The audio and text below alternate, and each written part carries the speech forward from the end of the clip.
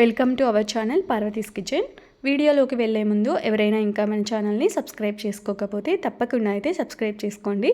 అలాగే వీడియో నచ్చితే లైక్ కూడా చేసేయండి. ఇక లేట్ చేయకుండా అయితే వీడియోలోకి వెళ్ళిపోదాం. ఈరోజు అయితే మన కిచెన్లో మీకు నేను బాయిల్డ్ ఎగ్ ఫ్రైని ఎలా చేసుకోవాలో చూపించబోతున్నాను. ఇలా ఫ్రై చేసుకుంటే సైడ్ డిష్గానే కాకుండా రైస్లోకి కూడా కలుపుకొని తినచ్చండి. చాలా బాగుంటుంది టేస్ట్ అయితే. ఈ బాయిల్డ్ ఎగ్స్తో చాలా రకాల ఫ్రై చేసుకోవచ్చు. నేను అవి కూడా అయితే 1 by 1 తప్పకుండా అప్లోడ్ చేసేస్తాను. ఆల్రెడీ ఇంతకుముందు ఒక ఫ్రై అయితే పెట్టానండి బాయిల్డ్ ఎగ్స్తో. నేను ఆ లింక్ కూడా ఇచ్చేస్తాను, ఒకసారి చెక్ చేసేయండి. ఇలా చేసుకొని ఒక్కసారి తిన్నారంటే మీకే అర్థమవుతుంది ఎంత టేస్టీగా ఉంటుందో. ఇక లేట్ చేయకుండా ప్రాసెస్లోకి వెళ్ళిపోదాం. ముందుగా అయితే నేను ఇక్కడ ఒక 7 ఎగ్స్ అయితే తీసేసుకొని ఉడికించి పెట్టేసుకున్నానండి. ఒక 7 కోడిగుడ్లు తీసుకొని ఉడికించేసి వైట్ సపరేట్ అలాగే ఎల్లో సపరేట్ అయితే ఉంచేసాను, అన్నీ మిక్స్ చేసేయకుండా. తర్వాత ఒక మిక్సీ జార్ తీసేసుకొని అందులోకి మిరియాలు 1.5 స్పూన్ వరకు తీసుకుంటున్నాను. పచ్చిమిరియాలే అండి, ఏం వేయించలేదు. తర్వాత 1.5 స్పూన్ వరకు ఎండు కొబ్బరి తురుము, మీరు కొబ్బరి పలుకులైనా వేసుకోవచ్చు. కొంచెం కరివేపాకు, అలాగే ఒక 10 నుంచి 12 వరకు వెల్లుల్లి రెవ్వలు లైట్గా పొట్టు తీసుకొని అయినా వేసుకోండి, సరిపోతుంది. ఇంకా తగినంత సాల్ట్ కూడా వేసేసుకొని ఇంకా వీటన్నింటినీ మరీ మెత్తని పేస్ట్లా కాకుండా కొంచెం కోర్స్గా బ్లెండ్ చేసుకోండి, సరిపోతుంది. ఒక్కసారి చూడండి, చూపించేస్తాను.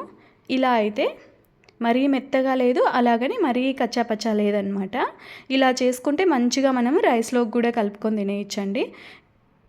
తర్వాత స్టవ్ వెలిగించేసి ఒక కడాయి పెట్టి అందులో తగినంత ఆయిల్ వేసేసుకోవాలి.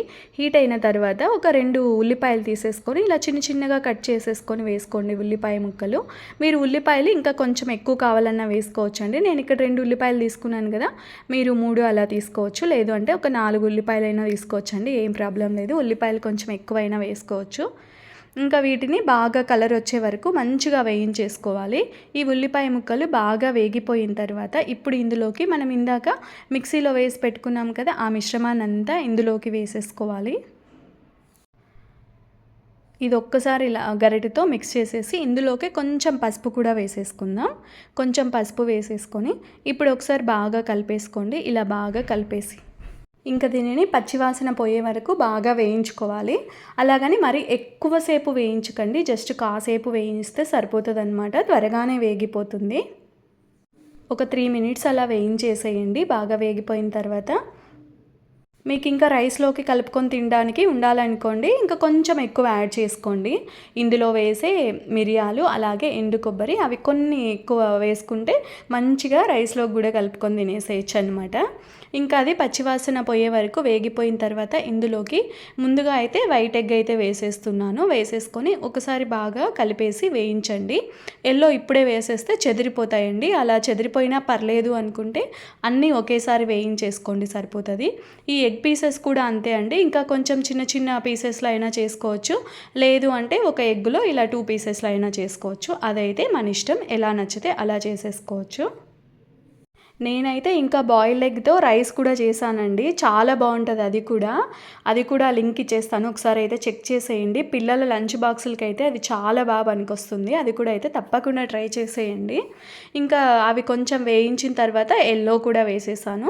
ఆ ఎల్లో కూడా వేసేసి మెల్లగా కదుపుకోవాలి, ఇలా విరిగిపోకుండా మెల్లగా కదిపేసి ఇంకా కొంచెం సేపు వేయిస్తే సరిపోతుంది. సాల్ట్ అది ఒక్కసారి చెక్ చేసేసుకొని సాల్ట్ తక్కువ అనిపిస్తే కొంచెం వేసుకోండి, సరిపోతే ఇంకేం అవసరం లేదనమాట. ఇంతే అండి, చూసారు కదా. ఇది డైరెక్ట్ రైస్లో అయినా కూడా కలుపుకొని హ్యాపీగా తినేసేయచ్చు. రైస్లో కలుపుకొని తినడం ఇష్టం లేని వాళ్ళు సైడ్ డిష్గా పెట్టుకొని తినేసేయచ్చండి, చాలా బాగుంటుంది టేస్ట్ అయితే. మీరు కూడా అయితే ఈ టేస్టీ ఫ్రైని అస్సలు మిస్ అవ్వకండి.